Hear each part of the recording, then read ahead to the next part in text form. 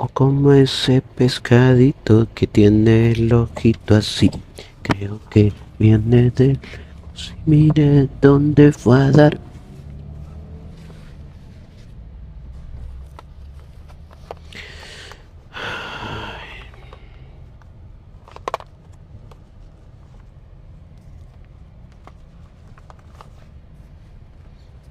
Hola, hola, ¿qué tal? Buenos días, ¿qué tal están?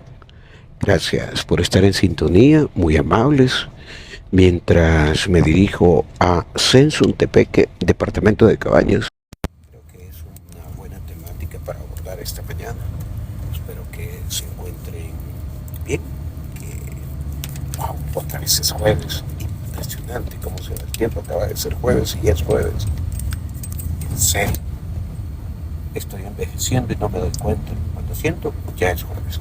Pero bueno, es la ley de la vida. Tal como están, chicos. Saludos para Gilberto, para Marta.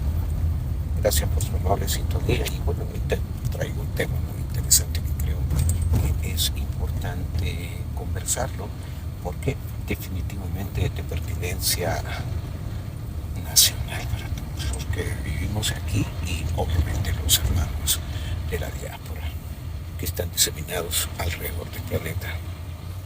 ¿Qué tal, Amílcar? ¿Cómo estás? Amílcar Lara, tu compañero que así se llama. Buena onda, hermano.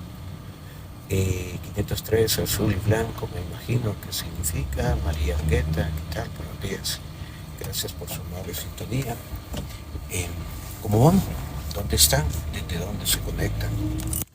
Vamos a hablar un poquito acerca de esta temática y también me gustaría que haya participación de cada uno de ustedes para opinar al respecto, eso sí, siempre con respeto y evitando las malas palabras, si no, ya sabrán, no soy amigo de las malas palabras. También quiero pedirte por favor que si te parece que el tema es de tu interés o de alguien más, que por favor lo compartas para que tengamos una interesante conversación y sobre todo la diversidad de puntos de vista, ah, de puntos de vista, claro, apelando al decoro, apelando al respeto. Y bueno, si está dentro de tus capacidades, te invito a que por favor me compres una suscripción mensual para continuar generando contenidos y realizar distintas coberturas. Por ejemplo, hoy voy hacia Sensuntepeque. ¿Hay alguien aquí que sea de Sensuntepeque? Hello. Bien, voy para Sensuntepeque a una conferencia de prensa de una de las funerarias muy importantes que hay en la ciudad. Así es que estaré transmitiendo en vivo las actividades que estén relacionadas con la conferencia de este día. Bien, hablemos entonces de seguridad nacional, migración, deportaciones, pandillas, Marco Rubio, Nayib Bukele, la Mara MS-13 y el Tren de Aragua. Como saben, recientemente trascendió finalmente la postura por parte del presidente de la República en relación con qué va a pasar con los diputados y qué tan cierto es que el país recibirá a delincuentes de otras nacionalidades, específicamente venezolanos, específicamente del Tren de Aragua.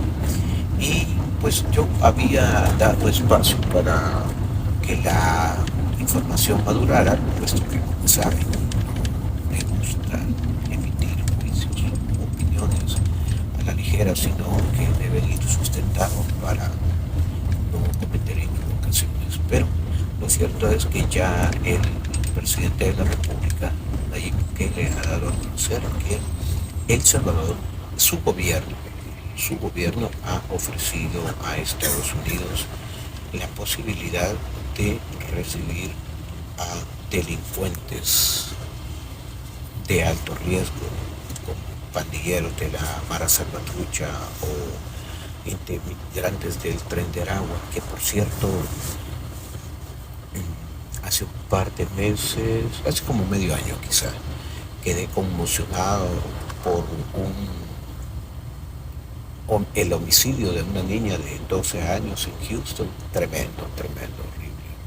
Dos tipos integrantes del Tren de Aragua que privaron de libertad a una niña y, bueno, la sometieron a todos los vejámenes imaginados, habidos y por haber, lamentablemente. Algo que, pues tristemente, ocurría también aquí en El Salvador y muchos, por lo menos si no fuimos testigos, supimos de alguien cercano o a través de los medios de comunicación en las décadas anteriores del accionar de las pandillas, tanto de la MS-13 como el barrio 18, que tenían literalmente hincados a todos, empresarios, emprendedores, tienditas, tortilleras, pulseras, etcétera, etcétera. La gente que no podía emprender porque simple y sencillamente ya le llevaban el papelito, el teléfono desechable, o simple y sencillamente iban y hablaban directamente con la persona y le decían, bueno, a partir de hoy, ¿verdad? Me vas a dar tanto de dinero. Y eso ocurría aquí en la capital, aquí en San Salvador, como en los municipios más retirados de El Salvador, Yayatique, La Palma, Metapán, Aguachapán, etcétera, etcétera, ¿verdad? Entonces, sabemos que el accionar de las pandillas, lamentablemente, no solamente martirizó al pueblo salvadoreño, sino que también generó enormes pérdidas económicas y un retraso al desarrollo nacional, debido a que nadie, o sea, realmente invertir en algo era un enorme riesgo. Y bueno, lo que ha dicho el presidente de la República es que he ofrecido al gobierno del presidente Donald Trump la posibilidad de encarcelar a los delincuentes de alto riesgo acá en El Salvador. Y aquí hay que entender una cosa. Ayer medio vi un video de un joven que no sé si es delincuente o qué es. Realmente no le puse atención a la persona que hace el desgrane de esto que estamos conversando este día. Y el presidente dijo, bien, al fin alguien lo entendió. Miren, esto es así. Estados Unidos hace negocio con todo, así absolutamente hace negocio con todo. Muchos de ustedes saben que en 2017 yo fui como corresponsal de guerra por parte de la prensa gráfica a Irak y fuimos a dejar al 8º batallón Cucatlán y fuimos a traer al 7º batallón Cucatlán. Es decir, eso se llaman rotaciones, rotaban cada 6 meses 380 soldados, etcétera, etcétera, etcétera. Esos soldados salvadoreños y parte de la coalición que se encontraban ya sea en Kuwait o en cualquiera de las poblaciones de Irak, todas las instalaciones las pagaba Estados Unidos. Eso sí, las pagaba Estados Unidos. Y luego, un par de años más tarde, me enteré de que un año antes de comenzar la declaración de guerra en Irak por parte de Estados Unidos y la coalición contra Saddam Hussein, ya habían sido instaladas las bases militares por parte de una empresa del ex vicepresidente Dick Cheney, que era la nuclear del ahora expresidente Bush. Entonces, los estadounidenses, el gobierno de Estados Unidos negocia con todos, tiene trato con todos, pero eso sí, no hace nada gratis. Definitivamente no hace nada gratis. Entonces, hay que entender que y las personas que ya tenemos un par de décadas a cuestas, sabemos cómo es la relación con Estados Unidos. Por ejemplo, alguien podría decir, bueno, ¿y qué fue a hacer El Salvador a Irak cuando Tony Saca decide enviarlos? ¿Qué fue a hacer El Salvador?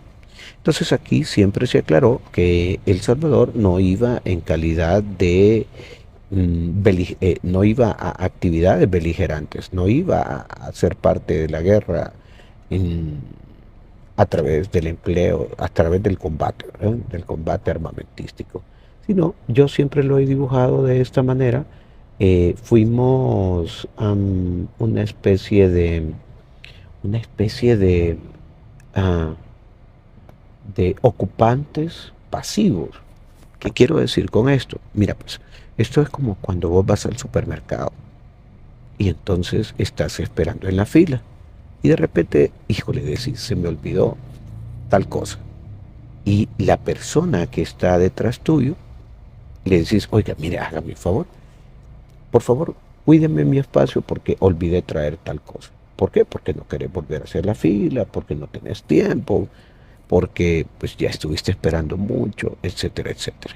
Entonces yo tengo la impresión de que la participación de El Salvador en la ocupación de Irak fue justamente similar.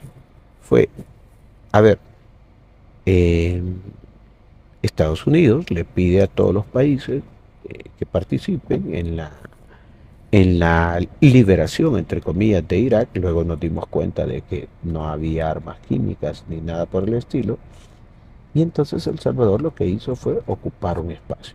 Así nada más, construir escuelas, porque eso sí te lo puedo garantizar, eso yo sí lo pude ver, construir escuelas y cuidar ese espacio, ¿verdad? Como parte de la ocupación y, como dije, entre comillas, liberación de Irak.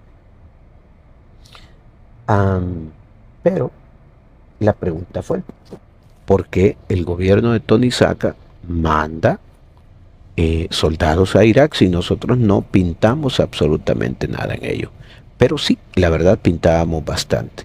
Y eh, siempre se consideró que los hermanos salvadoreños, los hermanos de la diáspora, eran la razón por la cual Tony Saca accedió a enviar soldados, 10 rotaciones, 3.800 soldados en 5 años aproximadamente. Sí, 5 años creo que fueron, un poquito más. Entonces, era eso, ¿no? Obviamente, mm, digamos que tiene sentido. Para mí tiene sentido si lo vemos desde la importancia que tienen los salvadoreños en el exterior, específicamente los salvadoreños en Estados Unidos. Y aquí hay que aclarar una cosa, hay que entender una cosa. No es eh, verlo con simplicidad y decir son remeseros, porque en realidad los hermanos y hermanas de la diáspora en Estados Unidos van más allá del mero hecho de ser remeseros, entre comillas, que me parece muy fea esa palabra, pero en los paneles de discusión política lo, lo he escuchado el término más de una vez. Hay que entender los orígenes de la diáspora. Ya en otra oportunidad yo hablé acerca del derecho a la migración que está contemplada en la Carta Universal de los Derechos Humanos. Todos tenemos derecho a migrar, todos. Y los estados o las naciones que, eh, que se vean involucrados, que se vean involucrados en el tránsito de personas deben garantizar los derechos humanos de los migrantes. Ahora, una cosa es migrar de manera ordenada y otra cosa es hacerlo de manera desordenada. Que ahí tenemos ese serio problema eh, que nos afecta a toda la región latinoamericana. Violencia, inseguridad social, falta de oportunidades, etcétera, etcétera, etcétera. Vámonos hasta más atrás, vámonos a los 80, el éxodo de salvadoreños que salió por causa de la guerra. Y yo no me voy a cansar de repetir este ejemplo. La persona que fue mi jefa hasta hace unos meses, que vive en Estados Unidos, sus papás la mandaron para Los Ángeles porque cuando ella era adolescente mataron a su primo. Los de la guerrilla mataron a su primo frente a ella. Su primo cae y se vacía en sangre frente a ella. Y obviamente todos, si no tenemos a un pariente, por lo menos conocemos a un vecino que sí, su, su familiar huyó de El Salvador. Entonces, reitero, me parece que la temática que estamos abordando sobre el ofrecimiento del gobierno del presidente Bukele a Estados Unidos para encarcelar a los delincuentes más peligrosos que deportará a Estados Unidos es parte de toda esta visión histórica, cultural, relaciones económicas, relaciones políticas, etcétera, etcétera, etcétera. Pero en el video que vi ayer, donde pues aparece esta persona haciendo ver que se trata de, pues, es así, es un negocio, ¿no? Es un negocio. Y hay varios aspectos que creo debemos ponerle mucha atención. En primer lugar, esta persona mencionaba cómo Estados Unidos pagaría a El Salvador el servicio de alojamiento, qué feo se ve eso, el servicio de alojamiento o de resguardo o de encarcelamiento de criminales peligrosísimos de cualquier nación en la cárcel de máxima seguridad. Alguien decía por ahí, ofreció las cárceles, pero no creo que sea, que haya una visión inconsecuente al verlo de esa manera por parte del gobierno. Me imagino que es específicamente para el SECOT. Además, hay que entender otra cosa. El SECOT ocupa apenas una parte de todo el terreno que posee el gobierno, el Estado salvadoreño, para seguir ampliando la cárcel de máxima seguridad. Es importante tener en cuenta eso. Es un servicio por el cual Estados Unidos le pagaría a El Salvador por el encarcelamiento de criminales peligrosísimos, lo cual, entre otras cosas, generaría divisas. Fíjate qué interesante, generaría otro tipo de divisas. Si no está relacionado con el término divisa, es básicamente el dinero que ingresa del exterior por la prestación de servicios o productos en El Salvador. Te pongo un ejemplo. Cuando se exporta, por ejemplo, café, microprocesadores, productos de la maquila, entre otras cosas, ¿no? Y esto es de acuerdo con datos del Banco Central de Reserva de El Salvador, cuando presentan los reportes trimestrales de desempeño económico. Eso que genera las exportaciones que hacemos desde El Salvador hacia cualquier otro país, el dinero que ingresa son divisas, es dinero, ¿no? Por la prestación de servicios o productos. O pone, por ejemplo, que aquí tenemos la industria del BPO o los centros de llamada, los call centers, como dice un amigo que estudió inglés, y cada vez que hablamos me dice, no, yo cuando trabajé en el call center, y yo, ridículo, se llama centro de llamadas, le digo. Pero bueno, la industria del BPO, nosotros, eso es un servicio. Es decir, las empresas contratan a personas aquí en El Salvador para atender las llamadas de clientes que requieren ayuda, están insatisfechos por un servicio o un producto, etcétera, etcétera. Puede ser en español o en inglés. Igual, creo que todos conocemos a alguien que trabaja en un call center, como dice mi amigo. Entonces, es un servicio, es una prestación de servicio. El dinero que ingresa al país, eso es una divisa. Ocurriría lo mismo entonces con el alquiler del centro de confinamiento del terrorismo, es decir, el SECOT, para encarcelar a los presos de perfiles extraordinariamente peligrosos. ¿Por qué? Porque el SECOT tiene esa característica, a diferencia del sistema carcelario. Recuerde, es el centro de confinamiento del terrorismo. No es una prisión en el sistema regular de encarcelamiento, es centro de confinamiento del terrorismo, ¿sí? No son delincuentes de bagatela, no son delincuentes que, si bien es cierto, han cometido crímenes graves como quitarle la vida a una persona. No, ahí están única y absolutamente las personas consideradas como terroristas. Y aquí es importante tener en cuenta un dato histórico. En 2016, la reforma al Código Procesal Penal establece a los grupos de pandillas como terroristas. 2016. Les invito a que vayan a la Asamblea Legislativa, al sitio web de la Asamblea Legislativa, o busquen noticias de la época de 2016, cuando la Asamblea Legislativa aprueba la denominación de los grupos de pandillas como terroristas. Entonces, de nuevo, sería una prestación de servicios el encarcelamiento. Y además, pues vas a decir, hey, pero ¿y que no ahí van a estar los 80,000 pandilleros detenidos? ¿Y cómo dicen que solo tiene capacidad para 40,000? Ah, mira qué interesante. Mira qué interesante.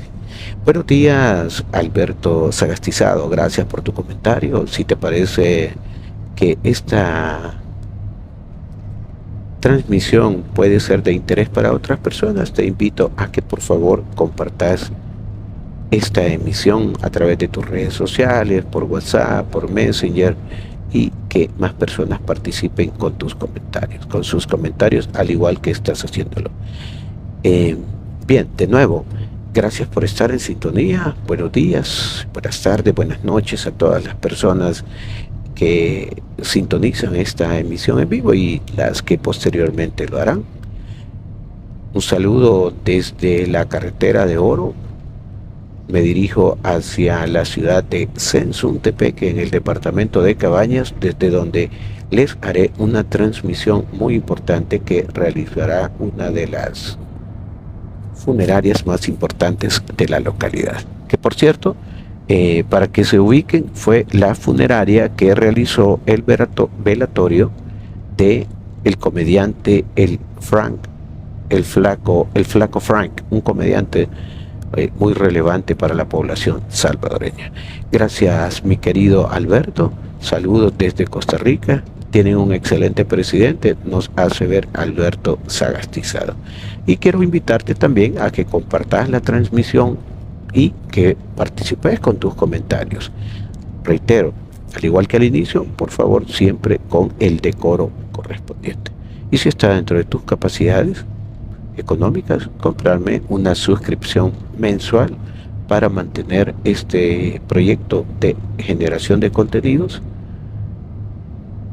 y hablar sobre distintos temas. Decía entonces que sería una prestación de servicio el encarcelamiento de los delincuentes de alto perfil que expulsaría a Estados Unidos. Hasta este momento, pues obviamente no ha habido una respuesta por parte del gobierno de Estados Unidos.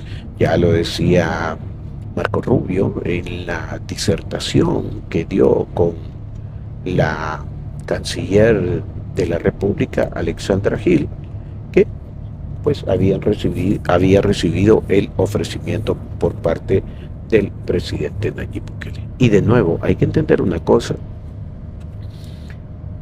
el área que tiene destinado el Estado salvadoreño para seguir ampliando el SECOT es grandísimo, es grandísimo. Fíjate que, como dice Alberto, Nayib es hombre sabio y estratega. Reitero, todo el mundo dice, pues sí, los 87,000, 90,000 pandilleros detenidos. Aquí hay que entender una cosa, y para eso voy a citar lo que mencionó el abogado constitucionalista Bertrand Galindo. Él, recuerde que fue ministro de Seguridad, si no estoy equivocado, también en el gobierno de Tony Saca, si no estoy equivocado. Además fue asesor de campaña, pero no me recuerdo de quién fue, creo que de Norman, creo, no recuerdo. Pero el abogado constitucionalista hacía ver que si bien las personas detenidas, muchas específicamente, son pandilleros, hay jerarquías de pandilleros. Hay jerarquías de pandilleros. Y hay también una jerarquía en la estructura pandilleril de colaboradores que estaban conscientes de que integraban una agrupación ilícita al margen de la ley, y otros que inevitablemente fueron forzados a convertirse en colaboradores de las pandillas. ¿Por qué? Porque una de dos, o colaborabas o colaborabas. Yo utilizo recurrentemente este ejemplo. Un amigo de la infancia que estudiamos juntos, me lo encontré después de muchos años, vivíamos en la misma colonia porque él ya no vive ahí, y le digo, ¿qué te habías hecho? Entonces me relató que el líder de la pandilla había llegado a pedirle a su niña de 14 años, así, o me das a la niña o te me vas ya de aquí. Imagínate. Y se conocían. Eso es lo peor. Eran conocidos. Entonces, ¿qué pasó? Mi amigo se va con lo que llevaban puesto y jamás regresó a la colonia. ¿Por qué? Porque le resulta doloroso, porque le resulta aterrador, por cualquier razón, ¿no? Emocional, psicológica, etcétera. Y estaban, reitero, por ejemplo, los colaboradores. No estoy justificando a nadie. Ojo, que quede claro ese punto. No estoy justificando a nadie. Pero obviamente había colaboradores que estaban a la fuerza, porque si no atentaban contra su vida, habrían atentado contra la vida de sus familiares, etcétera, etcétera. Y otros porque encontraron una forma de vida, entre comillas, más fácil que estudiar, prepararse, trabajar, como usualmente ocurre en sociedad, quienes no estamos involucrados y nunca hemos estado involucrados en actividades ilícitas. Decía entonces Bertrand Galindo, hay algunos integrantes o personas relacionadas con las pandillas que tienen recuperación en sus valores sociales, éticos, morales, etcétera, y hay otros que definitivamente ya no tienen solución. Es así. Para ellos no existe otra realidad más que la que conocen, con la que han vivido, e incluso ellos utilizan una frase de ofrendar su vida por la organización. Lo hemos visto en documentales, lo hemos visto en noticias periodísticas, etcétera, etcétera, ¿no? Que su vida no tiene sentido si no es para la organización, al margen de la ley, para la pandilla. Entonces hay espacio, el SECOT, hay espacio para llevar a los delincuentes de alto perfil que pudiera deportar Estados Unidos, pero ahora visto desde una óptica de prestación de servicio. Entonces, a mí me parece, yo simple y sencillamente estoy retomando lo que está circulando en internet en relación con el ofrecimiento del presidente Nayib Bukele para resguardar o encarcelar a los delincuentes de alto perfil. Y en ese video que yo vi ayer, hacían ver justamente que el sistema carcelario en Estados Unidos es un servicio subcontratado. No son empresas privadas. Son empresas privadas las que se encargan de alojar a los delincuentes. Es negocio, como dije hace un momento. Es una forma de hacer negocio. Ahora, estaba viendo algo que mencionaba el tema de los derechos humanos y que pobrecitos, los delincuentes. Pero a ver,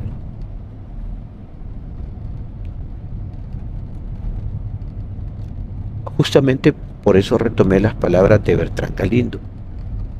Hay delincuentes que de ni una u otra forma tienen recuperación, tienen una visión atrofiada de la realidad que difícilmente ahí solo que de verdad con lo único que podría ejercer un cambio en esa persona es la voluntad de Dios.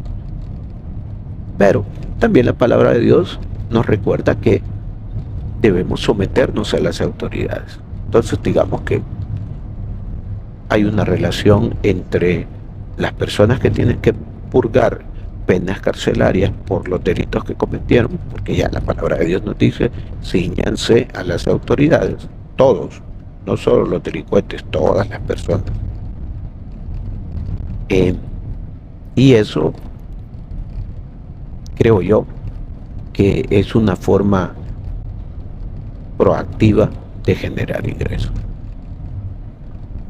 Ahora, si me preguntas, yo hacía la valoración, creo que fue en los últimos días de diciembre, si no estoy equivocado, cuando esta temática se comenzó a discutir en las redes sociales intensamente.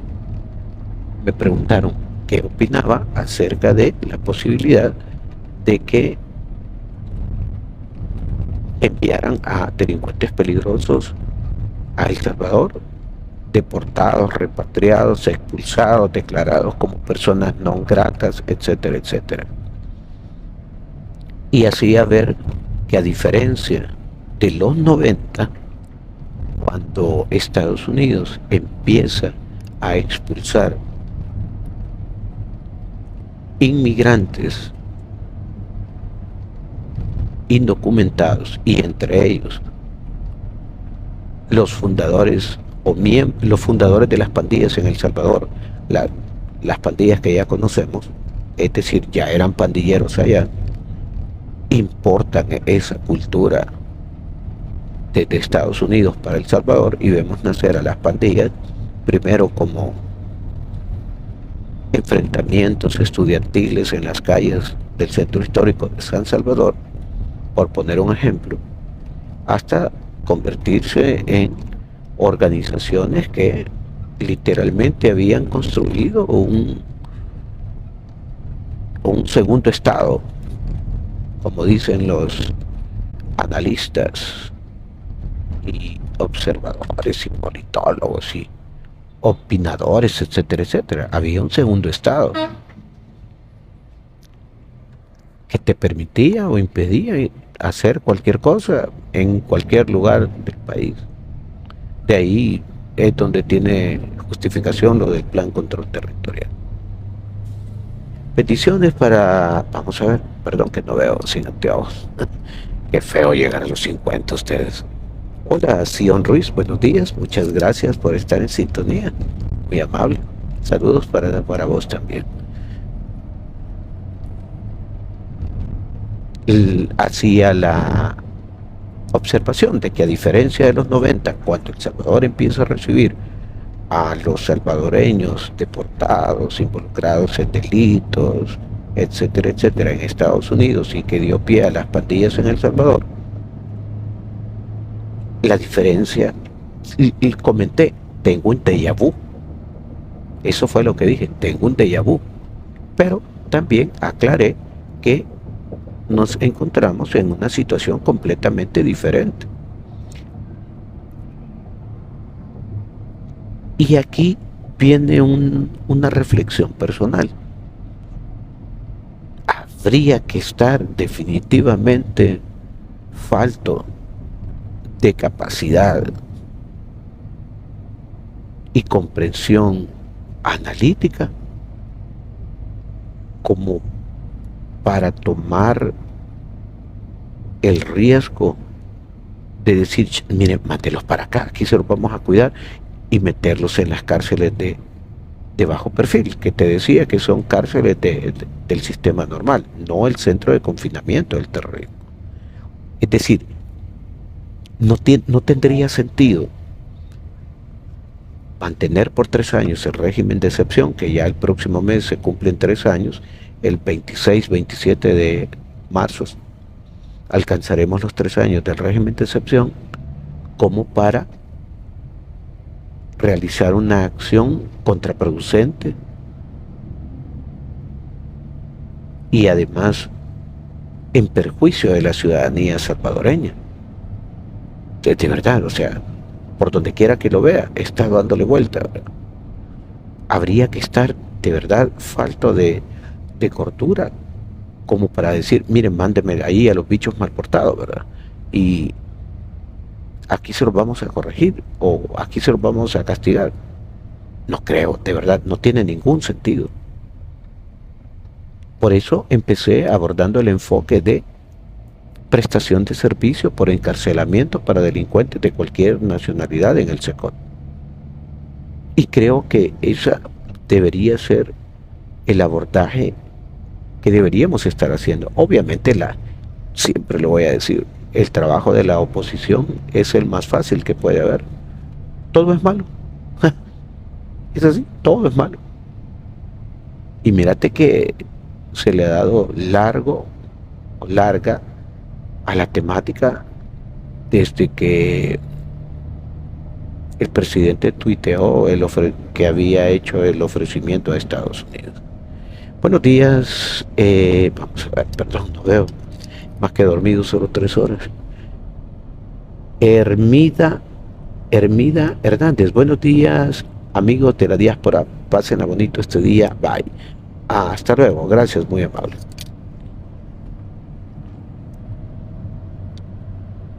Además, aquí hay que ver, hay algo en periodismo, se acostumbra a decir que siempre se debe realizar una lectura entre líneas, es decir, las cosas no son lo que parecen, sino que hay que hacer una lectura entre líneas de lo que está ocurriendo. Y el año pasado,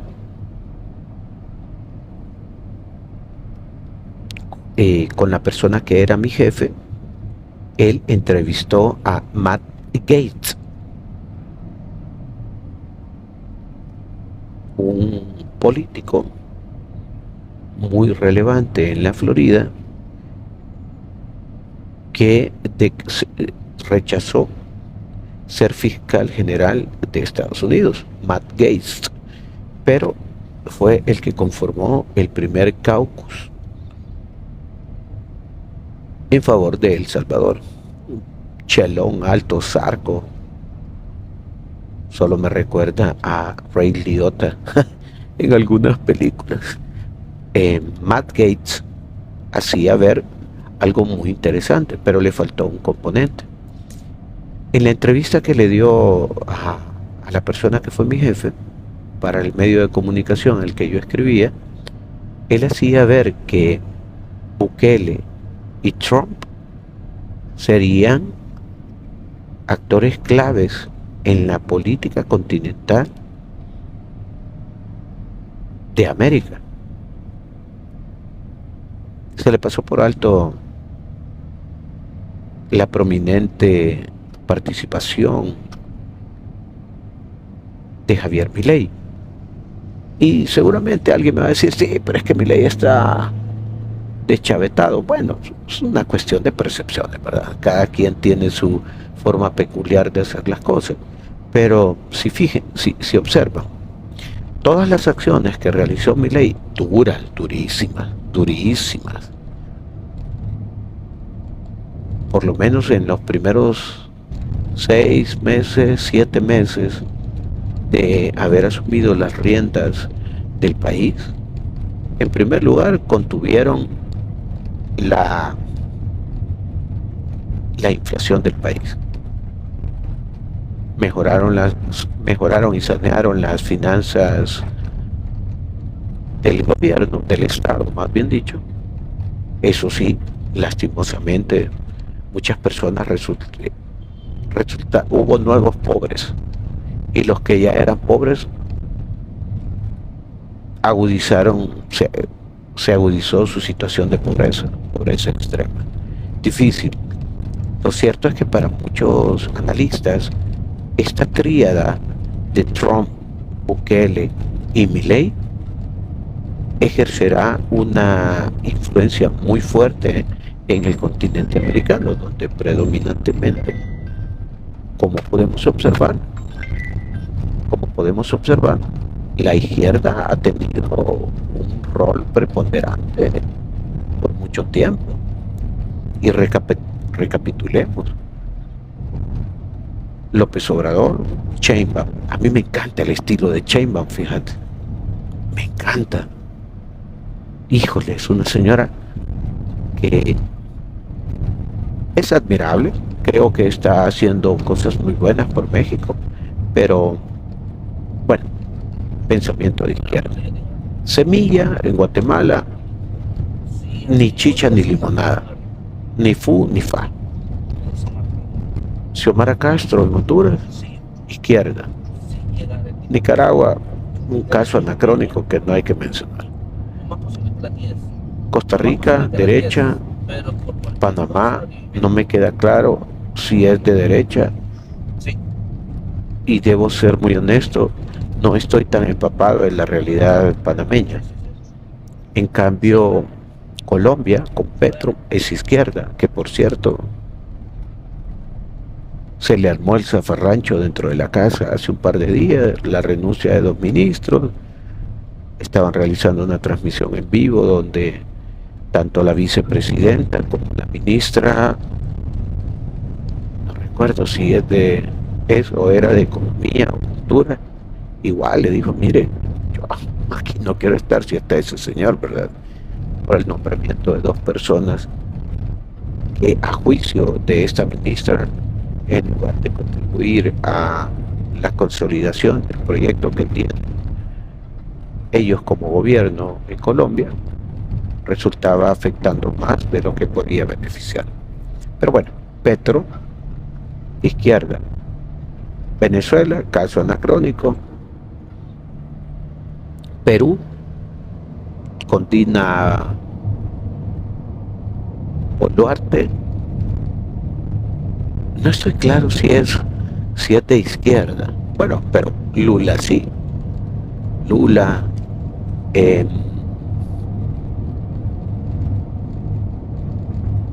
Ecuador, quien es Noboa, que acaba de hacer el otro oso al incrementar el 27% a los aranceles de los productos importados desde México. Y le ha llovido al pobre Noboa intentando hacer lo mismo que Donald Trump. Luego tenés a... estaba pensando en él en este momento. Ecuador, Noboa, Perú, Chile, Boric, de la izquierda, ¿verdad? Entonces, para muchos analistas, la tríada Trump, Bukele y Milei van a ejercer un contrapeso muy interesante en todo el continente, y cada uno se convertirá, o ya es de por sí, una figura preponderante en ese contrapeso político del que estamos hablando. Entonces, si lo ves, el ofrecimiento del presidente Bukele para encarcelar a los indocumentados de alto perfil delincuencial en El Salvador. Digamos que podría decirse que hay cierta alineación entre la visión de Trump y la visión del presidente Bukele. Ya Matt Gaetz lo decía el año pasado, por eso lo traje a cuenta. Ya Matt Gaetz lo decía el año pasado. Y también vi algunos titulares muy interesantes que hablaban acerca de cómo Trump podría aprender de las políticas implementadas en El Salvador y en Argentina. ¿Por qué? Porque ese constructo. Bueno, porque recuerden que tanto Milei como el presidente Bukele llegan a la presidencia antes del inicio del segundo periodo de Donald Trump. Por lo menos así lo he visto yo algunas publicaciones y puede que me equivoque. Me parece que fue El País, el periódico El País de España, el que hace esa valoración, aunque en realidad creo que era una nota de agencia, una noticia de agencia. Recuerden que están las agencias de noticias que tienen presencia en la mayor parte del mundo, AFP, EFE, Reuters, DPA, que hacen sus análisis, sus valoraciones. Entonces, muchas veces, como los medios de comunicación, tanto tradicionales como emergentes, compran esos servicios, publican el mismo artículo. De repente le cambian el enfoque al titular para que tenga más sentido, pero pocas veces suele ocurrir eso. Usualmente los contenidos de los cables noticiosos tienen todas las características necesarias para simplemente copiar y pegar o autopublicarse en un sitio web y en las redes sociales. Entonces hay una alineación que tiene sentido, pero estaba reflexionando también sobre otra cosa, ¿saben? ¿Hasta dónde tienen incidencia? ¿Hasta dónde tiene incidencia el malestar que externan los grupos adversos a la visión gubernamental? ¿Hasta dónde? ¿Hasta dónde ejercen influencia? Y aquí hay una máxima que de verdad jamás se me va a olvidar, así te lo prometo, jamás se me va a olvidar. Tuve un compañero de trabajo, buena onda hermano, buena onda, viejo bonachón, más joven que yo, eso sí, pero buena onda. Entonces, en una ocasión me dijo, ¿sabe qué? Me dijo, a mí vale quien esté en el gobierno. Mire, si yo no trabajo, no como. Y entonces él tenía su empleo en el lugar donde estaba, pero además emprendía los fines de semana. Y no es necesario hablar en detalles de qué emprendía ni cuál era la empresa en la que trabajaba. Lo cierto es que esa aseveración que él hizo es la que muchas personas utilizan en la actualidad. La visión de ellos es: me da igual quien esté al frente del gobierno, mientras yo trabaje y eso me dé para comer, para mí es más que suficiente. Y sí tienen razón, pero no del todo, porque no es lo mismo. Y ya lo vimos en el pasado. Miren, volver a ver hacia el pasado no siempre tiene que ser un objeto de buscar pretextos o echarle la culpa a alguien más, sino que cuando se hace de manera asertiva, volver a ver hacia el pasado tiene sentido. Te pongo un ejemplo. Suponte que decidís emprender, ya tenés tu pequeño negocio y vendes productos de lo que sea o provees servicios de lo que sea. No es lo mismo recibir y destinar una inversión, vamos a hablar de un monto considerable, $5,000 en tu tiendita, en tu negocio, en tu pupusería, etcétera, etcétera, en la actualidad, que hacerlo hace 10 años, hace 20 años o hace 30 años. Entonces, esa frase de a mí me da igual quién esté en el gobierno, porque si yo no como no trabajo, sí tiene razón, pero no es del todo cierta, porque justamente por eso traigo a cuenta ese ejemplo. No es lo mismo que hoy solicites un préstamo de $5,000 para invertirlo en tu negocito, o de $50,000 si tenés una empresa mediana, o de $500,000 si tenés una empresa grande, a haberlo hecho hace 10 años, hace 20 años, hace 30 años.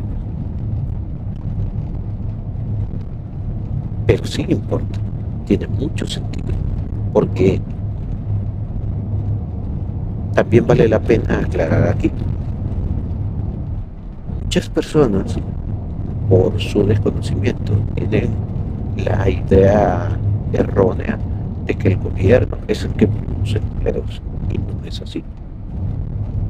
El gobierno de cualquier país lo que tiene que hacer es garantizar las condiciones idóneas para que la actividad productiva, laboral, económica, financiera, entre otros aspectos, supla las necesidades que tienen los habitantes, la población, pero no es el gobierno el que genera los empleos. El gobierno gobierna. Y así, el gobierno gobierna. Y reitero, junto con el legislativo, garantizan que las condiciones idóneas estén. Entonces, volviendo al tema inicial, que todo tiene relación, fíjense, no es que esté hablando cosas al azar ni tratando de matar el tiempo mientras llegamos a Sensuntepeque para la actividad a la que le voy a dar cobertura. Sí tiene mucho sentido esa visión alineada entre Bukele y Trump. Ojo, no estoy diciendo que sean amigos, que sean cheros, ni nada por el estilo. Son visiones alineadas. Entonces, si yo, como presidente de la República, tengo una mega cárcel que está más que comprobada, que voy a confinar ahí a los terroristas, yo creo que es una jugada estratégica. Creo que es una jugada... Es que de verdad, hablando con otras personas, siempre hemos considerado que Nayib Bukele siempre sale con algo completamente diferenciado, y eso es muy interesante, porque no es lo mismo una visión gubernamental tradicional a una que vaya cada cierto tiempo dosificando novedades en el acontecer nacional y político en El Salvador. Imagínate, yo sé que muchos no están de acuerdo, y he visto un sinfín de contenidos en redes sociales súper divertidos. Cuando el presidente anuncia en enero pasado que el gobierno correrá con el pago de la factura eléctrica y de agua potable. Vi a alguien, me pareció buenísimo, que decía: toma, brother, toma, te devuelvo tus $300, toma tus macarrones. Y yo, una creatividad de plano, que definitivamente esas personas estudiaron en escuela pública, ¿va? Definitivamente. Pero bueno, eh, que yo recuerde en el pasado, a mí nadie, absolutamente nadie ofreció pagarme nada de los gastos y las responsabilidades que tengo como ciudadano, como padre, como cabeza de familia, etcétera, etcétera, para pagar mi recibo. De repente mi mamá, ¿verdad? Que mira, hijo, aquí, para que te ajuste para el recibo. Pero de ahí no, ¿verdad? Y entonces hay quienes dicen, ah, pues sí, pero es que esos 30 pesos te van a salir caro, ¿verdad? Esos 80 pesos te van a salir caro. Como siempre, es parte de la dualidad y sobre todo de la diversidad de pensamiento. Y yo siempre apelo a eso. Podemos disentir, podemos disentir, pero no diciendo cualquier cosa. Hola, Cariubarri, buenos días. Nos comenta, yo pienso que el presi debió negociar la legalización de los salvadoreños también ahí en ese trato. Debió o debería, debió. Es probable, fíjate. Recordad que nosotros hasta este momento, hasta este momento eso está mejor, fíjate, Cariubiani, tienes razón. Yo creo que hasta este momento estoy seguro, así, estoy seguro, que obviamente hasta este momento solamente hemos recibido un fragmento de la información que decidieron compartir. Ojo, es evidente que hasta este momento la información que tenemos es la que ellos acordaron compartir. Con toda seguridad, hablaron de muchísimas otras cosas, deuda externa, acuerdo con el FMI, Bitcoin, turismo, doing business, etcétera, etcétera. Bases militares, ¿por qué no? Mírate lo que dijo, ay, qué bonito está aquí. Wow, qué bonito. Me parece griego. Bien, mira lo que dijo la presidenta Xiomara Castro. Señor Trump, le dijo, si usted realiza deportaciones multitudinarias o masivas, tenga en cuenta que deberá sacar sus bases militares establecidas en Honduras. Palmerola creo que se llama, el lugar donde está una de ellas. Entonces, yo coincido en que, no, yo sostengo más bien dicho, que hablaron más de una cosa. Obviamente que hay prioridades sobre prioridades, pero mis prioridades no son las prioridades de Estados Unidos, ¿sí? Y en todo caso, fíjate, Carubiani, es que voy en un carro, entonces me cuesta leer porque me da náuseas. Cariubarri, perdón, Cariubarri. Muy bien. Entonces reitero, ellos han compartido lo que ellos desean que nosotros sepamos, o que el mundo, o que la región, etcétera. Ahora, matizando la conversación de este día, el presidente debe negociar, sí, y eso yo ya lo había abordado en otra oportunidad.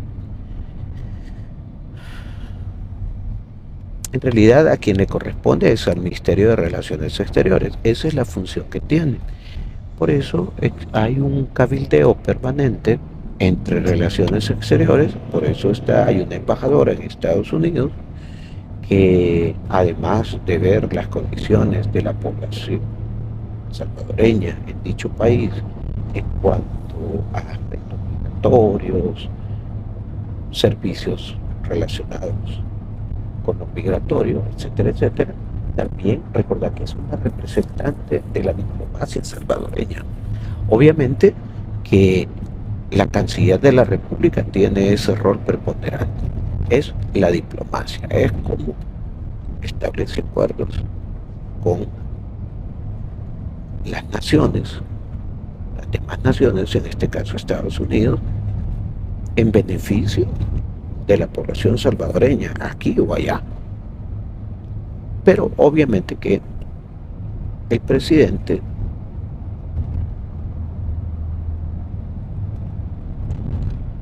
si no debería, por lo menos debe incluir ese tipo de conversaciones o temáticas en la conversación. La llamada solución definitiva, no la solución final, porque esa es otra cosa. La solución definitiva, una solución definitiva que permita, entre otras cosas, que los 4 millones de salvadoreños radicados en Estados Unidos accedan a la vía de la naturalización como ciudadanos estadounidenses. Definitivamente que sí. En esa parte coincidimos, Cariubarri, que el presidente debe empujar la temática, aprovechar esas coyunturas, pero hay que entender una cosa también. Las prioridades de El Salvador no son las prioridades de Estados Unidos. Obviamente que para nosotros el aspecto migratorio es una prioridad. ¿Por qué? Porque yo no creo que alguien viva feliz cada 18 meses teniendo una extensión del TPS y aquella zozobra de que si me lo van a quitar, no me lo van a quitar. Sobre todo, y lo digo porque mira lo que pasó con los venezolanos, les quitaron el TPS. No hay una postura definitiva en relación con el TPS que ha sido extendido. Esa 14ª vez sería la 14ª ocasión en que es extendido el TPS y que comienza el próximo 10 de marzo. Pero sí, coincido en lo que dice Cariubarri, que debería ser parte de las temáticas del presidente en esas conversaciones. Mira, es evidente que buscar una solución definitiva para nuestros hermanos y compatriotas salvadoreños en Estados Unidos, así como para las otras nacionalidades, es importante. ¿Por qué? Porque, reitero, yo no creo que alguien se sienta cómodo pensando en que cada 18 meses si me lo van a renovar, porque, ojo, la renovación no es automática. Cada vez que vas a renovar el TPS, por lo que estuve leyendo en el comunicado de prensa de la, quiero ver, creo que fue el DHS, si no estoy equivocado, Department Homeland Security, decía que si bien se trataba de una nueva extensión del TPS, habrá personas que probablemente no lo reciban debido a su situación judicial. Es decir, si alguien ha cometido un delito, entonces simple y sencillamente se queda fuera, porque entre otros aspectos, las personas con TPS deben ser muy cuidadosos de las cosas que hacen o dicen y que no les vaya a perjudicar su realidad migratoria. Bien, de nuevo, Cariubarri,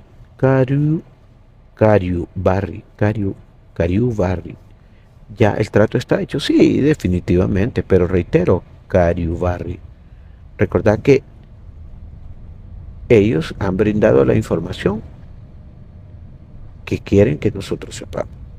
Y obviamente todo lo demás, por cualquier razón estratégica, política, de seguridad nacional, etcétera, etcétera, no lo vamos a llegar a saber. Carlos Martínez nos dice, por el bienestar de uno tiene que negociar Bukele. De nuevo, recuerde, no es el presidente el que se encarga de eso, sino las cancillerías. Las cancillerías. Además, fíjense qué interesante lo que están diciendo. Negociar. Ok. ¿Qué es una negociación? ¿Qué se entiende por negociación? Hay que tener claridad en las cosas que decimos. Ok. ¿Qué es una negociación? Cuando vos negociás o cuando alguien negocia, es porque hay algo que vos tenés que el otro no tiene. ¿Sí?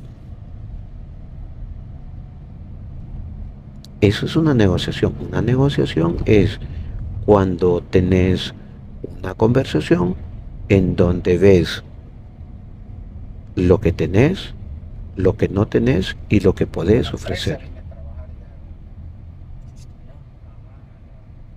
¿Sí? Entonces, si yo me voy a sentar a negociar con alguien, es porque yo tengo algo que dar a mi contraparte. Y mi contraparte tiene algo que darme a mí también. Eso es una negociación. Te pongo un ejemplo. Vámonos a la negociación del cese de fuego en el producto del conflicto armado. Las partes que negociaron el cese de fuego tenían algo que dar. Es decir, la guerrilla, dejar la beligerancia y todo lo asociado a las actividades que realizó, reclutamiento forzoso, derribo de puentes, derribo de árboles, perdón, de torres, están cortando árboles aquí por donde voy, voy camino a Cojute, a Hilo Vasco, perdón, no, tomamos la ruta del camino a Hilo Vasco porque es más corta, y vamos hacia Sensuntepeque, mientras que el Estado salvadoreño a través de la Fuerza Armada, beligerancia, armamento, dicen, a mí no me consta, y tampoco he leído el informe de la verdad, pero creo que tengo que hacerlo, que Estados Unidos daba $1,000 diarios para subsidiar la guerra. Entonces, cuando vos negocias es porque tenés algo que dar. Y ahora yo les pregunto a los amigos que sugieren que el presidente debe negociar, ¿qué tiene El Salvador que darle a Estados Unidos? Es decir, ¿qué es lo que El Salvador tiene que Estados Unidos no tenga como para negociar? Por eso comencé haciendo ver que la utilización, que debemos estar conscientes de los términos que utilizamos. Y yo no creo que El Salvador tenga que negociar, sino más bien creo que tiene que apelar, fíjate, más que negociar. Creo que el gobierno de El Salvador debe reiterar en la necesidad de una solución definitiva para nuestros compatriotas. ¿Y por qué apelar y no negociar? Mira, en primer lugar, los salvadoreños que están en Estados Unidos, que ya hablamos que en su mayoría son producto del éxodo de los 80 por el tema del conflicto armado, a eso agregarle los salvadoreños que salieron huyendo de las pandillas, a eso agregarle los salvadoreños beneficiados con el TPS. Todos Si te fijas, todos nuestros compatriotas, a excepción de seguramente un porcentaje menor que decidió irse porque su familia tiene la capacidad económica de reasentarse en Estados Unidos, hace negocios, etcétera, etcétera. El grueso de la gente que se fue, producto de situaciones complejas, la guerra civil, los terremotos, las pandillas. Ahora bien, más de 220.000 personas que forman parte del TPS, 220.000 personas, ponele coco a esa cifra, 220.000 personas que están inscritas para gozar del TPS. Ellos están allá, no están aquí. Ellos ya forman parte desde hace mucho tiempo a la vida productiva y económica de Estados Unidos. Pero ellos están allá, no aquí. Es más, los compatriotas que están allá no han dependido de los gobiernos que están aquí. Y te voy a poner un ejemplo. El voto en el exterior, el voto digital, el voto remoto. ¿Quiénes se acuerdan de la primera votación para salvadoreños en el exterior? Que creo que fue en 2004, si no estoy equivocado. Pero déjame ver, 2009, sí, 2004. 4, 5, 6, 7, 8, 9, sí, son 5 años. Oíste bien, oíste la artistada de la época. El voto para los salvadoreños en el exterior, no solamente en Estados Unidos, todos los que viven fuera de El Salvador, Italia, España, México, Chile, Colombia, salvadoreños en el exterior, no salvadoreños en Estados Unidos. Debieron viajar a El Salvador, fíjate, la gran solución de la época. Debieron viajar a El Salvador, ir al estadio Flor Blanca, cuando se llamaba Flor Blanca, y ahí estaban las urnas para ellos. O sea, las urnas que estaban colocadas en el interior del estadio Flor Blanca, cuando aún se llamaba de esa manera, esa era la solución de voto en el exterior. Te lo dejo ahí en el tintero, ahí tener, reservar el tema. En 2009, no, déjame ver, 2015 creo que fue, 2015, 2016, yo estuve en Nueva York, en Manhattan, por razones de trabajo. La empresa para la que trabajaba me envió a un lanzamiento de Epson en el mercado estadounidense, y me quedé un par de días con un viejo amigo.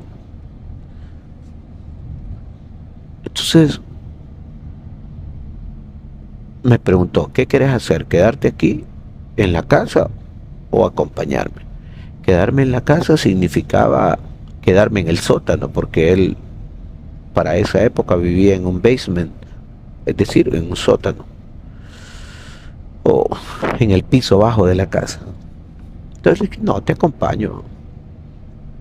Y en esa época, no recuerdo el apellido de esta señora, pero el nombre sí, Liduvina, no sé qué cosa, era la delegada para los asuntos de salvadoreños en el exterior.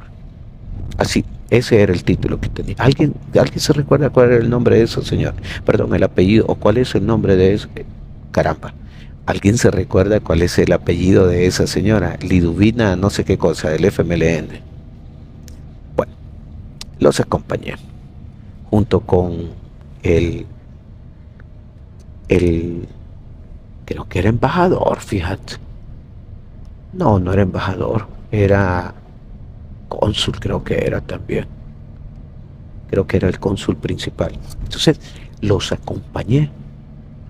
en esa gira que hizo la representante para asuntos de salvadoreños en el exterior del FMLN.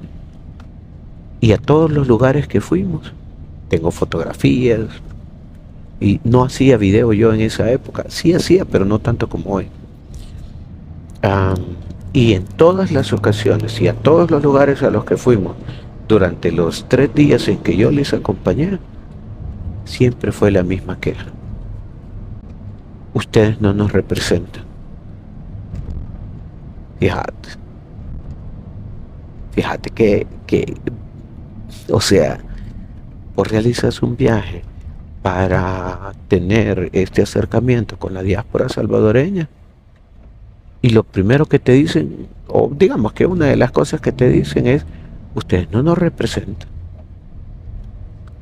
Todos los años vienen funcionarios que nos dicen lo mismo. 2009, te estoy hablando, eso fue 2015. Y seguramente habrá algún compatriota, alguna compatriota conectada o conectada a esta transmisión que podrá confirmar ese sentimiento de abandono que había por parte de los gobiernos anteriores. Entonces, vamos de nuevo al constructo que ustedes hicieron. El presidente Bukele debería negociar con el presidente Trump la solución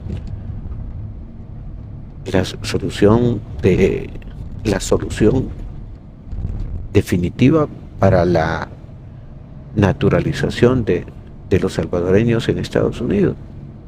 Ajá, pero ¿qué va a negociar? ¿Qué es lo que tiene El Salvador que dar?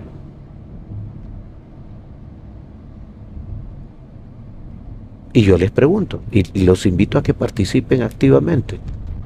¿Qué tiene El Salvador que negociar con Estados Unidos? ¿Qué es lo que podemos dar nosotros como nación ante la potencia, una de las potencias más importantes del planeta? ¿Qué tenemos nosotros? Las pupusas, no creo que las pupusas sean objeto de negociación, ¿verdad? No, hombre, si hasta los chapines hacen pupusas, pues.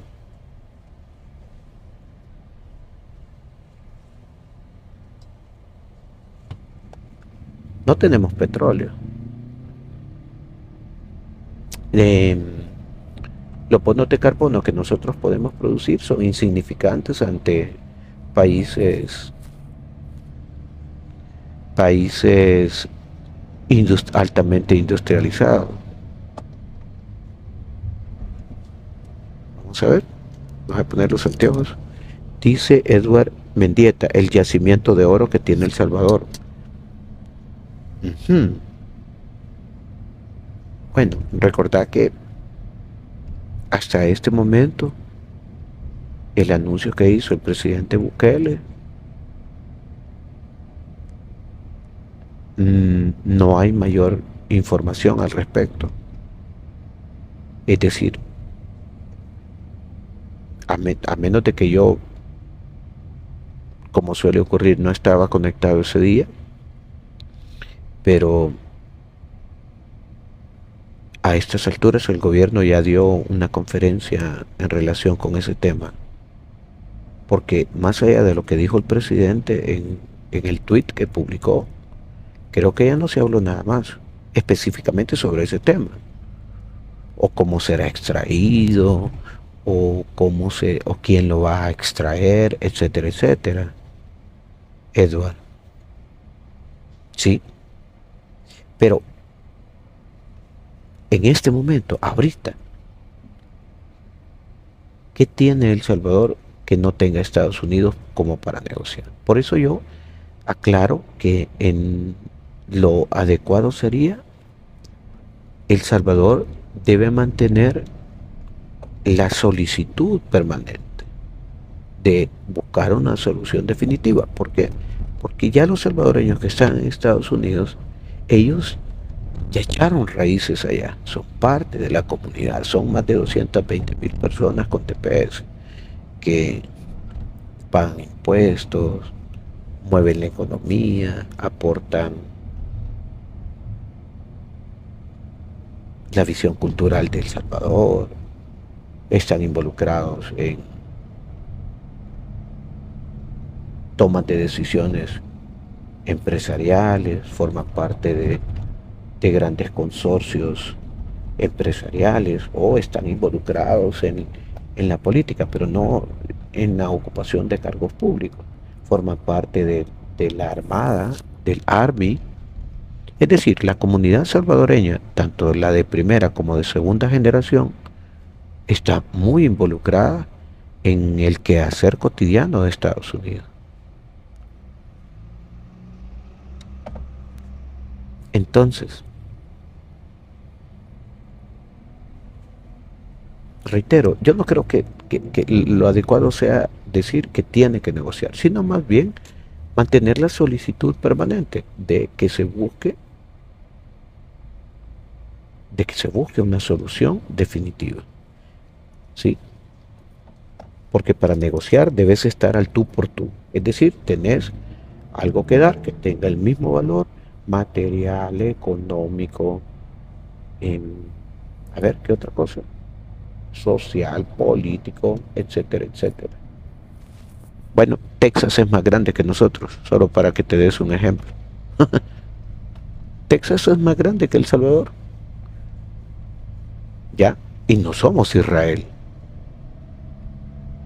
Tenemos el mismo tamaño de Israel, pero no somos Israel.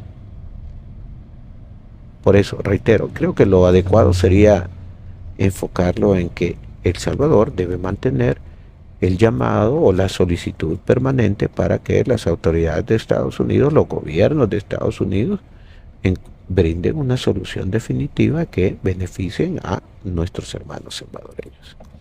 Dice Lucy Carballo, El Salvador le conviene porque le pagan por tenerlos ahí y a USA economiza dinero. Sí.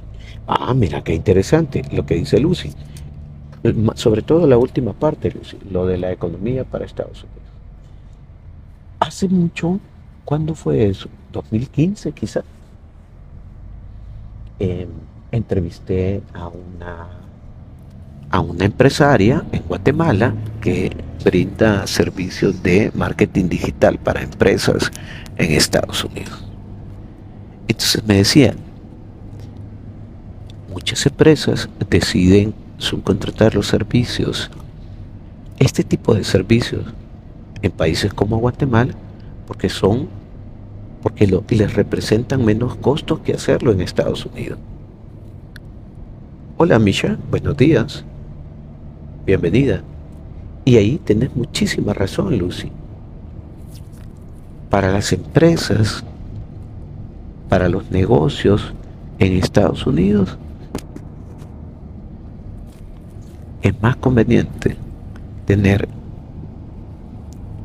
los servicios subcontratados en países como los nuestros que tenerlos contratados en su propio país, porque los costos son muy altos. En cambio aquí no te pagan por hora, aún así, bueno, no en todos los lugares, no quiero generalizar, no quiero cometer el error de generalizar, pero por ejemplo, acá una persona, ponle que por mucho le estén pagando $40 el día, eso que está bien pagado, pero allá te pagan $40 por hora. Obviamente, por razones obvias, son dos sistemas económicos, laborales y financieros distintos a cómo se desarrollan las cosas acá en la región. Entonces tenés muchísima razón, Lucy. Y ese componente no lo había considerado. Muchas gracias por tu valioso aporte, ya que le da un valor agregado a la temática de lo que estamos conversando este día. Y sí, por supuesto que por eso yo me enfoqué principalmente en esa parte, en la parte de un ofrecimiento de servicios. Y por eso ponía el ejemplo del BPO o el BPO o la industria de los centros de llamadas o los call centers, como dice mi amigo. Será porque trabajo ahí, vas a creer. Y cuando le hablo en inglés no me entiende porque yo tampoco puedo. Así es que estamos iguales. Sí, es un servicio, pero y hemos visto una discusión larga, en algunos casos estériles, etcétera, etcétera, y unos argumentos muy, muy racionales, muy, muy buenos. Entonces, por ejemplo, él se llama, ¿cómo se llama? Julio Valdivieso, del 21. Así, a ver, bueno, pero es que no se puede estar ofreciendo las cárceles de El Salvador, porque en realidad, decía, ahí pueden buscar la declaración que él brindó, las cárceles en El Salvador, si la única de máxima que cumple con esos aspectos es el SECOT. Es el SECOT. Um, la semana pasada creo que fue, a principios de la semana pasada, finales de la antepasada, incluso la prensa gráfica y el diario de hoy, y creo que Diario El Mundo también, publicaron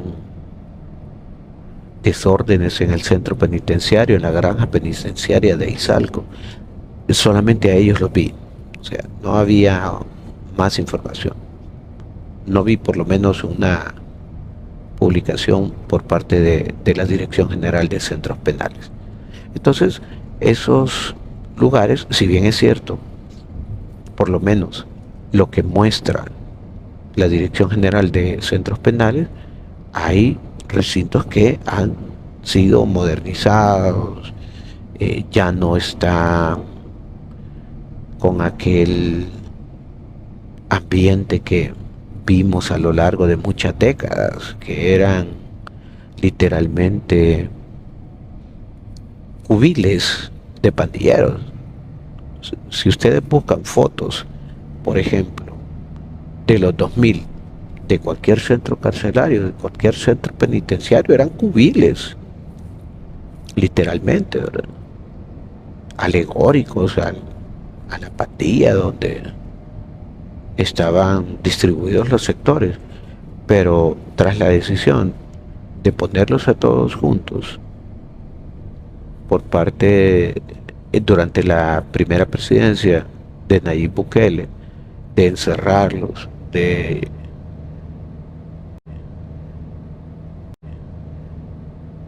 quitarles la posibilidad incluso de recibir hasta un rayo de sol como rayo de sol como rayo de sol como sí, son empresas privadas. Entonces son empresas privadas en Estados Unidos, entonces tiene sentido, ¿no? Tiene sentido. Lo que pasa es que, a ver,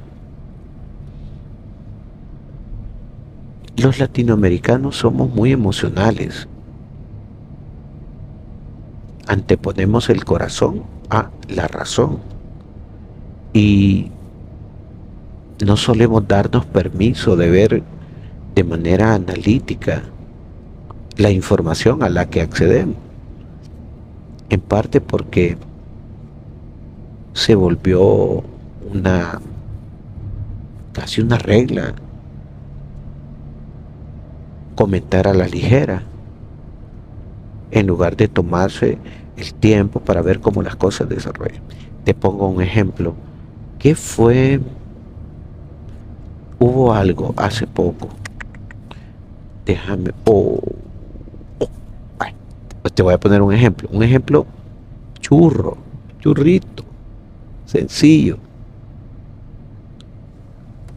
La noche en que conocimos que había muerto el expresidente Mauricio Funes en Nicaragua, casi al mismo tiempo, o con unos minutos de diferencia, hubo un incendio en el centro histórico de San Salvador, en un pequeño comercio de prendas de vestir.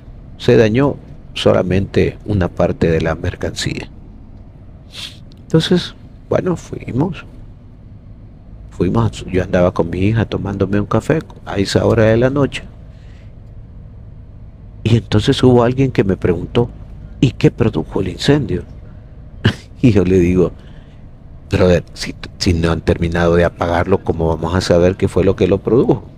Además, tienen que realizar investigaciones, el peritaje, descartar si fue mano criminal, si se trató de un cortocircuito o qué sé yo, de repente dejaron alguna veladora encendida.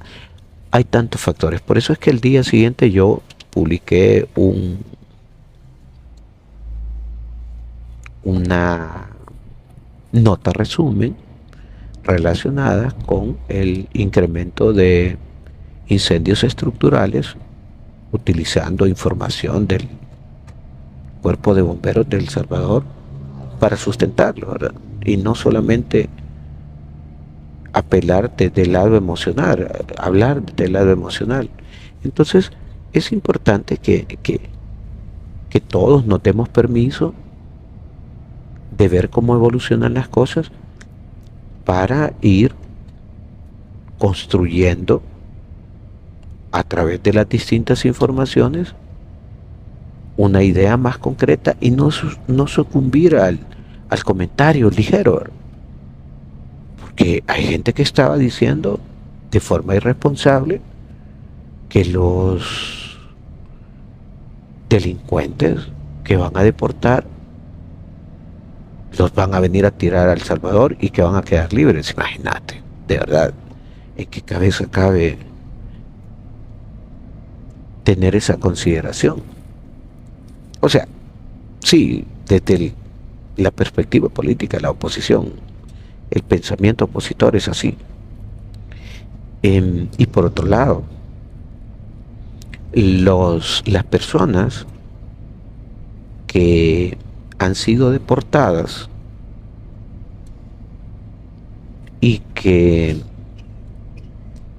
no recuerdo qué medio fue, creo que fue la prensa gráfica, que empezó a hacer la divulgación la semana pasada, si no estoy equivocado. Esas personas no son producto de las detenciones masivas que anunció el presidente Trump. Y otra cosa,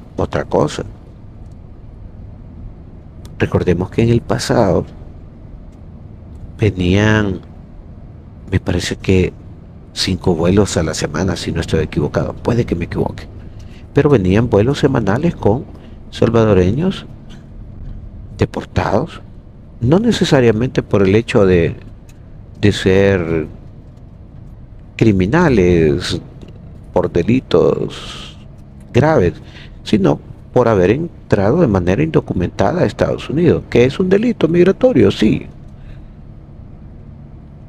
Pero también estaban diciendo, por ejemplo, que las personas que habían sido deportadas y que hemos visto a través de las noticias eran producto de las redadas. Entonces, aquí es donde, de nuevo, reitero, sé que más allá de lo que yo pueda decir aquí, en medio de este montón de árboles donde ando, no va a causar el efecto idóneo. Estoy en el kilómetro 66. Pero sí es importante tomarse el tiempo para obtener la información, contrastarla, no sucumbir a las ligerezas de opiniones o a considerar que lo que está pasando en la actualidad es diferente a lo que ya hemos vivido en el pasado. Y ahí es donde, fíjate que ahí es donde tiene sentido lo que decía hace un rato. Tomar como parámetro las cosas que ocurrieron en el pasado no necesariamente significa un discurso forzosamente político, sino que puedes hacer una retrospectiva. Y es justamente eso, una retrospectiva, es decir, una valoración que toma un fragmento del tiempo en el pasado para hacer una valoración, un contraste con lo que está pasando en el presente. Bueno, Obama fue el presidente que más deportaciones ha realizado. Imagínate. Y tan cool que se ve. Bueno, se veía tan cool que se veía Barack Obama, ¿verdad? Pero fue de los que más deportaciones hizo. Bill Clinton, por ejemplo. Pero, ¿qué podemos esperar a Bill Clinton si se aprovechó de su pasante, ¿verdad? Entonces, miren, no estamos hablando de nada nuevo. Ahora, que sí es importante, ya para ir cerrando esta parte, es que sí, yo creo que sí lo es. Yo creo que sí lo tiene claro el gobierno de El Salvador. Es esa gestión permanente de encontrar una solución definitiva para nuestros compatriotas salvadoreños en el exterior. Ahora les pregunto a los amigos que están conectados, además de las personas que ya comentaron, ¿ustedes qué opinan? ¿Qué opinan? Los amigos que están conectados, ¿qué opinan?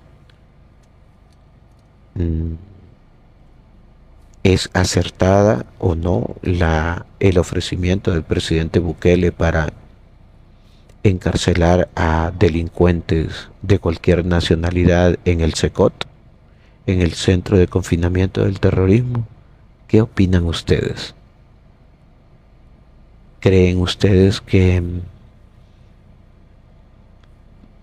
eso podría entrar en una especie de negociación que ya expliqué qué implica negociar? Implica tener algo que yo le puedo dar y que sea idéntico o mejor que tiene mi contraparte. ¿Qué opinan ustedes? Les dejo el espacio y si alguien quiere subirse, me avisan por favor y conversamos. Eso sí, con respeto, sin malas palabras, sin injurias, sin acusaciones falsas ni nada por el estilo. Les dejo ahí en el tintero la pregunta. ¿Ustedes qué opinan sobre la decisión, sobre el ofrecimiento que hizo el presidente Bukele a Estados Unidos para recibir y encarcelar a los delincuentes peligrosos de cualquier nacionalidad?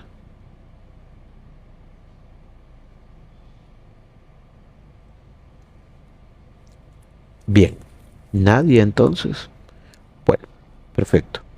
Me voy a tomar un descanso, voy a refrescar la garganta y cuando lleguemos a Sensuntepeque, que es el destino que llevamos en este momento, volveré a conectarme para darles a conocer información valiosa de dicha actividad. Gracias por su amable sintonía y nos vemos en un rato.